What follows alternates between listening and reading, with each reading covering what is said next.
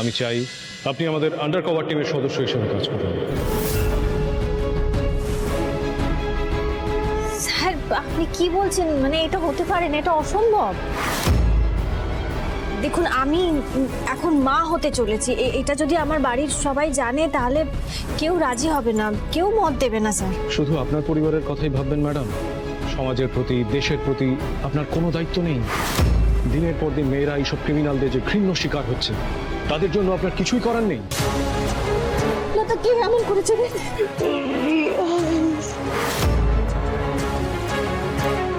আপনি কাগজ পড়েন না? দেখেন না সেখানে কিভাবে 10, 12, 14 বছরের মেয়েগুলোকে পাচার করে দিচ্ছে, তাদের ধর্ষণ করে, খুন করে কিভাবে রাস্তায় ফেলে রেখে দিয়ে যাচ্ছে? আপনার রক্ত গরম হয় না? মনে হয় না ওই লোকগুলোকে নিজের হাতে শাস্তি দিই? আপনি না হয় একটা সুন্দর সংসার পেয়েছেন, স্বামী পেয়েছেন, কিন্তু সেই মেয়েগুলোর কথা ভাবুন তো, যাদের প্রতিনিয়ত শ্বশুরবাড়ির লোকের অত্যাচার সহ্য করতে হচ্ছে। কত মেয়ে আত্মহত্যা করছে, পণের টাকার জন্য স্বামীর হাতে খুন হতে হচ্ছে। এই মেয়েগুলোর প্রতি আপনার কোনো নৈতিক দায়িত্ব নেই, শুধুমাত্র এই জন্য যে তাদের সাথে আপনার রক্তের কোনো সম্পর্ক নেই বা তারা আপনার পরিচিত নয়। মিসেস সিংহ রায়, মেয়েদের উপর অত্যাচার হতে দেখলে অনেকেরই রক্ত গরম হয়, কিন্তু তাদের সেই শক্তি, সেই ক্ষমতা, সেই বুদ্ধি, প্রত্যুৎপন্ন মতিত্ব থাকে না, যাতে তারা আইনের রক্ষক হয়ে কিংবা আইনের প্রতিনিধি হয়ে সেবা করতে পারে। সেটা আপনার মধ্যে আছে। আপনার এই অদ্ভুত ক্ষমতাকে নষ্ট হতে দেবেন না। নিজের মনকে শক্ত করার তোর সমস্ত ভয় মন থেকে মুছে ফেল। সব সময় মনে রাখ, তোর মধ্যেই আমার বাস। আমার মতন নির্মম হাতে তোকে শত্রু বিনাশ করতে হবে। মা কি তবে আমাকে এই ইঙ্গিতই দিচ্ছিলেন? কিন্তু অগ্নিদেব, আমার যা এখন শরীরের অবস্থা, অগ্নিদেব মেনে নেবে না। কি ভাবছেন ম্যাডাম? আপনার পরিবার অনুমতি দেবে কিনা, তাই তো? সেরকমই যদি হয়, আপনি আমাদের আন্ডার কভার টিমের সদস্য হিসেবে কাজ করবেন, তা কেউ জানবে না। দেখুন স্যার, আমার সন্তানের জন্ম না হওয়া অবধি আমার স্বামী। বুঝেছি, আমাদের কোনো অসুবিধা নেই। আপনি যদি রাজি থাকেন তাহলে আজকের ফর্মালিটিসগুলো সেরে নিতে পারি। তেমন কিছু নয়, একটা সই করতে হবে শুধু। আপনাকে যে কাজ দেওয়া হবে বা আমাদের থেকে যে তথ্য পাবেন আপনি, তা টিমের বাইরে কাউকে জানানো যাবে না, এমনকি আপনার স্বামীকেও না।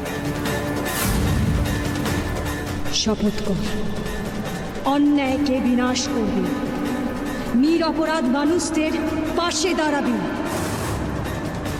শপথ কর, শপথ কর আলো, এই হলো আমার আদেশ।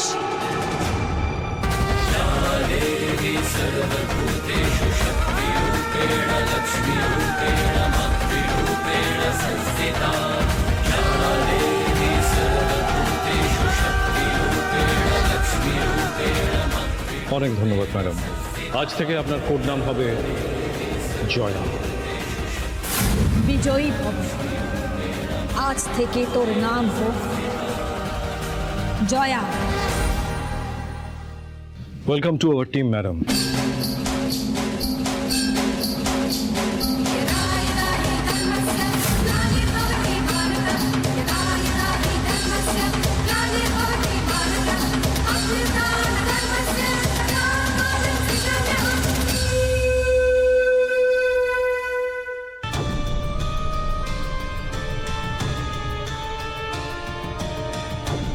কি ব্যাপার, কি এখনো বড় বৌমা আসছে না? আসলে স্যার, সিনিয়র অফিসার্সরা বৌদির সাথে একটু আলাপ করছেন, প্রশংসা করছেন। ওসব কথাবার্তা মিটিয়ে আসতে একটু সময় লাগছে আর কি। স্বাভাবিক, প্রশংসা তো করবে আর আলাপও করতে চাইবে। রাইমা, আমার না ভালো লাগছে না। কিন্তু কতক্ষণ দাঁড়িয়ে থাকতে হবে বলো তো? নিজের কাজকর্ম বন্ধ করে দিয়ে অন্যের ঢাক পেটানোর শুনবার জন্য আমাকে এখানে দাঁড়িয়ে থাকতে হচ্ছে। ভালো লাগে বলো? তাই নাকি?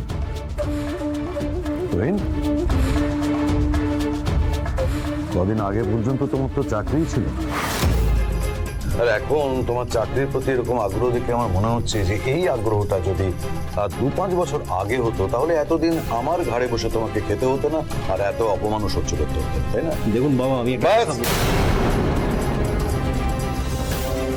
আর কোনো কথা শোন ঋষি, তোর কথা বলছি, তুই দেখবি একটা ব্যাপার লক্ষ্য করে, বাড়ির এখন যে কোনো ব্যাপারে তুহিন আর রাইমা টেরামাকা কথা বলছে না, আমাকে আগে বলতে দে, শেষ করতে দে। আমি কিন্তু টলারেট করছি অনেক দিন ধরে, না শোন আগে পুরোটা। আমি তো কিছু বলছি না, আমার মাথা গরম হচ্ছে কিন্তু আমি চুপ করে আছি।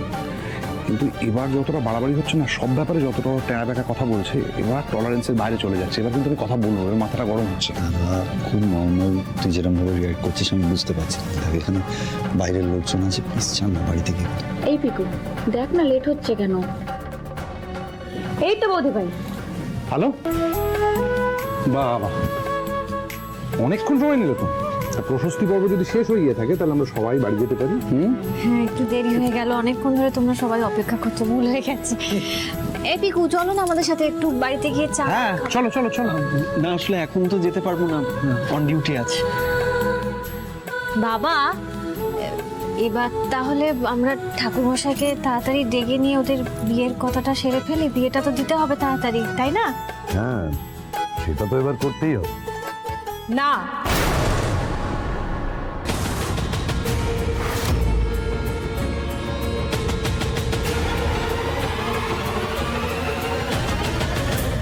আপনারা চাইলেই কি ওদের 4 হাত এক হয়ে যাবে? আমার কোনো বক্তব্য থাকবে না?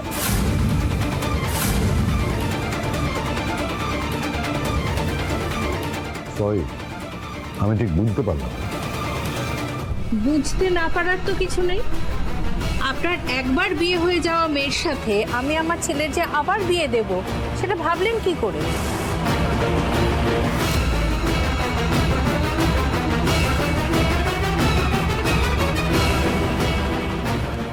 মাসিমা, আপনি কি কি কি বলছেন? এইভাবে কথাগুলো কেন বলছেন? মাসিমা, এগুলো আপনি কি বলছেন? বিয়ে হওয়া মেয়ে, এই সমস্ত কি কথা? আপনি যা বলছেন একটু ভেবেচিন্তে ভদ্রভাবে বলুন। আপনি বোধহয় ভুলে যাচ্ছেন যে আপনি একজন মহিলা। আমার মনে হয় এটা এই আলোচনা করার জায়গা না। ঠিকু, তোমার মাকে একটু বোঝাও, আমরা এই নিয়ে পরে কথা বলবো। Roshni, I am extremely sorry. Uncle please কিছু মনে করবেন না, আমি খুব লজ্জিত। মা চুপ করো না, এখন এসব কেন বলছো? তুই কেন ওর কাছে ক্ষমা চাইলি? আমি কি ভুলটা বলেছি? এটা আমার কাজের জায়গা, তুমি এখানে এসব কথা কেন বলছো? আমাকে কেন শুধু চুপ করাচ্ছিস? ওদেরকেও চুপ করতে বল না। আমার একটা মাত্র ছেলে, তার কোথায় বিয়ে হবে, কিভাবে বিয়ে হবে, সেগুলো কি ওরা ঠিক করে দেবে? ওরা ভাবছে কি করে যে আমি এই মেয়েকে বরণ করে ঘরে তুলবো?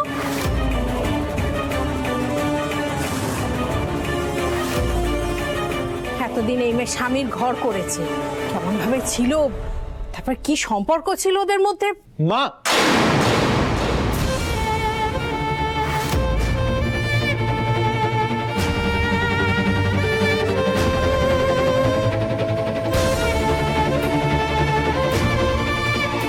মাসিমা, আপনি কেন এই কথাগুলো বলছেন এখন? সত্যি দিদি ভাই, উনি এমন ভাবে বলছেন যেন রশ্মি একবার বিয়ে হয়ে গেছে বলে ওর কোনো মান সম্মানই নেই।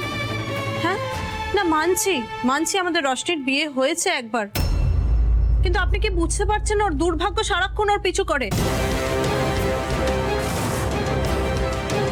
তাই আজকে আমাদের মেয়েটার এরকম অবস্থা।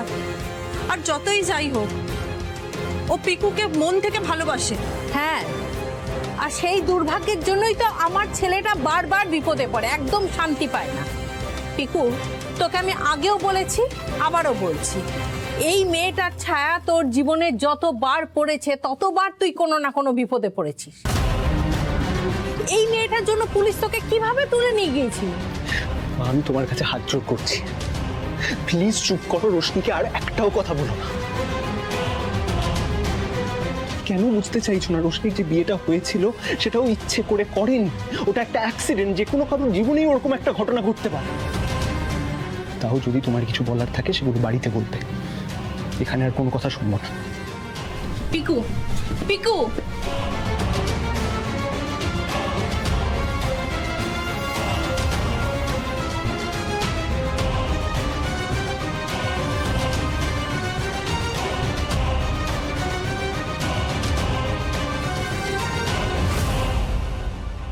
রশনি, রশনি, না না না, কাঁদে না, কাঁদে না। আমি বলছি সব ঠিক হয়ে যাবে, এমন করে কাঁদতে নেই।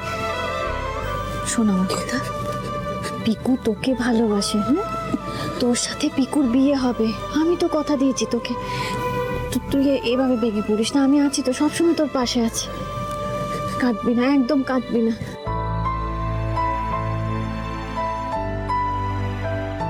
আর ছোট, দুর্ভাগ্য বারবার রশনির কাছে ফিরে আসে না, আসলে দোষটা আমাদের।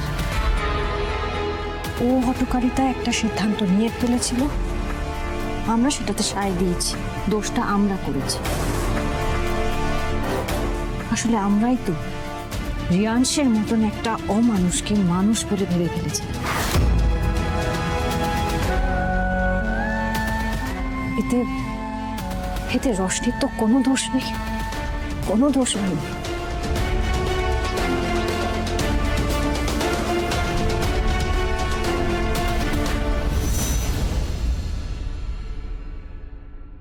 কনগ্রাচুলেশনস মা, আমি আজকে খুব খুব খুব হ্যাপি।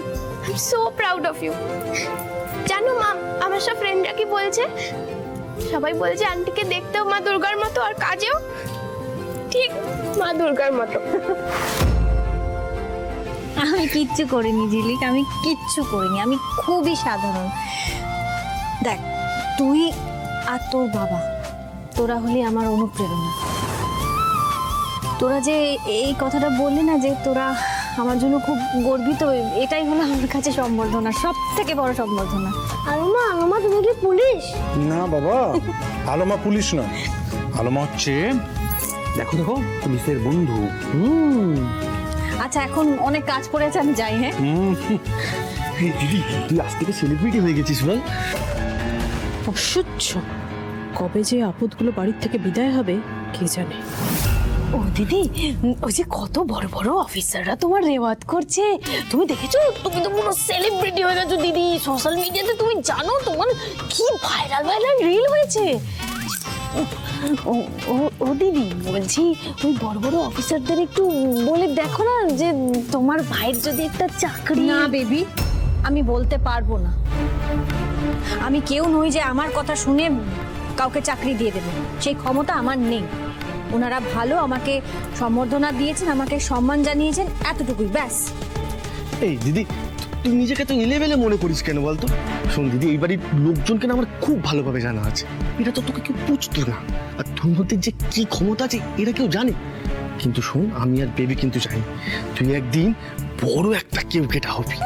হ্যাঁ দিদি, ওই জন্যই দেখো আমি ডিরেক্ট তোমার পায়ে এসে পড়লাম, তোমার সারাক্ষণ সেবা করবো বলে। আমার না সেবা প্রয়োজন নেই, ঠিক আছে? একটা জিনিস তোমার মাথায় ভালো করে ঢুকিয়ে নাও, যেই থালায় খাও সেই থালায় কখনো ফুটো করতে নেই, যে বাড়িতে থাকো সেই বাড়িতে কখনো চুরি করতে নেই।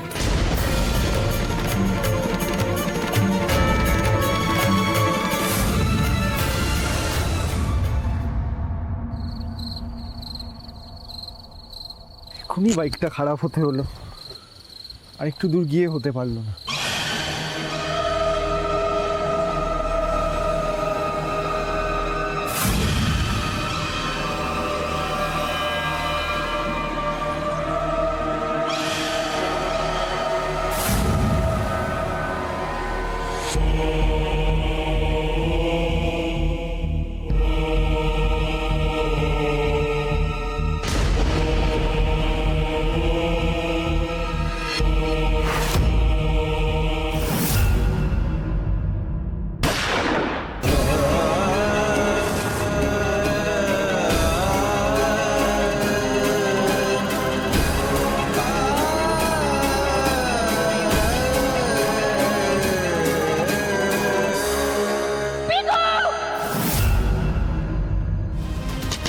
রশনি, কি হয়েছে? কি রে, দরজাটা খোল। রশনি, বৌদি ভাই কি হয়েছে? হ্যাঁ ওমা, এরকম ঘামছিস কেন? কি হয়েছে? হ্যাঁ কি হয়েছে? শরীর খারাপ লাগছে নাকি? বৌদি ভাই আমি খুব বাজে একটা স্বপ্ন দেখেছি বৌদি ভাই। কি স্বপ্ন দেখেছিস রে? হ্যাঁ আমি দেখলাম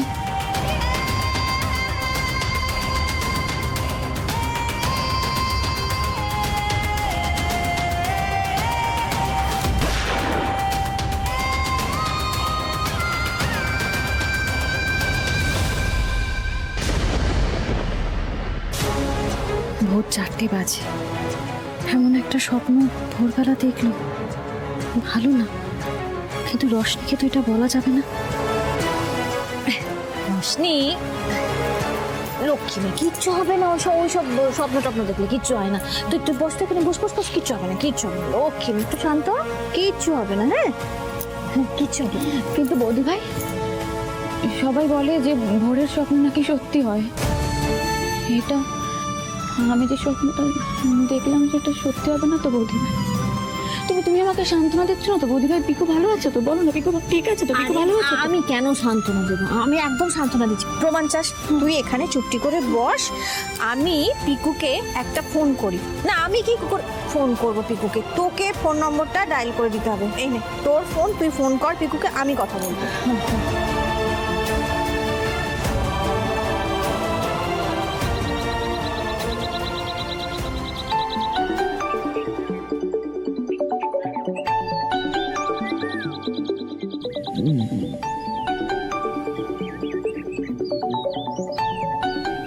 ভোর হয়ে গেছে তো। রশনি এত ভোরে? রশনি বল, ঠিক আছিস তো? না, আমি বৌদি ভাই বলছি। তোমার হবু বউ ঠিক আছে কিনা একটু নিজে জিজ্ঞেস করো, কথা বলো ওর সাথে। হ্যাঁ আমি আসছি, কথা। হ্যালো রশনি, কি হলো? চুপ করে আছিস কেন? কথা বল। পিকু, তুই ঠিক আছিস তো? ঠিক আছি মানে? আমি তো বিন্দাস আছি।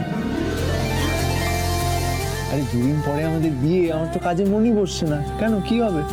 শোন না পিকু, তুই একটু সাবধানে থাকিস। হ্যাঁ আমি তোকে নিয়ে খুব খুব বাজে একটা স্বপ্ন দেখেছি।